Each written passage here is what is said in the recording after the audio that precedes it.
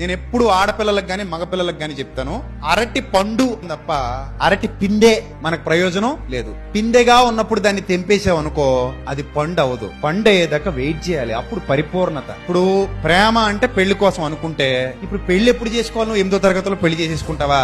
చేసేసుకో పెళ్లి, 8వ తరగతిలో పెళ్లి చేసేసుకో, అడుగు తిను. ఇప్పుడు 8లోను 9లోను 10లోను పెళ్లిళ్ళు ఏంటండి?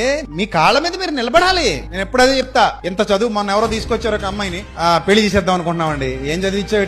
డిగ్రీ చేసిన. డిగ్రీ దాకా ఎందుకు చదివించావు? మరి ఇన్ని డబ్బులు ఎందుకు తగిలేసావు? పెళ్లి చేసి ఇలా ఉంటే సర్టిఫికేట్ అటుకెళ్ళి అత్తగారి చేతిలో పెట్టి, అత్తగారు డిగ్రీ చదువుకుని వచ్చాను అత్తగారు గిన్నెలు నవ్వడానికి. మామయ్య గారు ఇదిగో మామయ్య గారు పీజీ చేశాను మామయ్య గారు, చీపురు తీసుకున్నా మామయ్య గారు, కుడిసేస్తాను మామయ్య గారు మొత్తం. పీజీ చేసింది ఎందుకు? డిగ్రీ చేసింది ఎందుకు కదా? నీ భర్త సరైనోడు కాకపోతే నీ కాళ్ల మీద నువ్వు నిలబడగలిగే సామర్థ్యాన్ని సంపాదించుకో. గుర్తుపెట్టుకోండి ఆడపిల్లలు, ఈ పిందెగా ఉన్న వయసులో 8, 9, 10లో పిచ్చి పిచ్చి ఆశలు వేసామనుకో, పిందె అక్కడే రాలిపోద్ది. నీ గుండె గీసి మూల కూర్చోబెడతారు. పరిపూర్ణతలోకి వెళ్లేంత వరకు మీకు పెళ్లి అవసరమా? చెప్పండి క్లియర్ గా. అవసరం లేదు కదా. ఈ వయసులో పెళ్లిళ్ళు ఏంటండి? ఈ వయసులో ప్రేమలు ఎందుకండి? నాకు అర్థం కాదు. సో అందుకే జ్ఞానము గలవారిగా మెలగండి. దురాలోచనలకు దయచేసి చోటు ఇవ్వకండి. ఈ వయసు సరైన వయసు కాదు.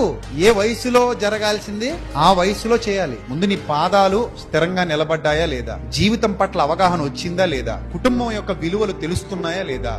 దురాలోచనలతో మరణానికి దగ్గరవుతున్నావేమో, జాగ్రత్త. హృదయం చాలా మోసకరమైంది. తినేయడం మొదలు పెట్టిందా లైఫ్ దొరకకుండా పోతుంది. చాలా విలువైన జీవితం దేవుడు మనకి ఇచ్చాడు. మన జీవితానికి మనమే కర్త, కర్మ, క్రియ. దేవుడు నీకు ఇచ్చిన జీవితాన్ని అందంగా ఉంచుకో. దానికి బోధ నీకు ఉపయోగపడుద్ది. నిన్ను అలా తీర్చిదిద్దడమే నా బాధ్యత.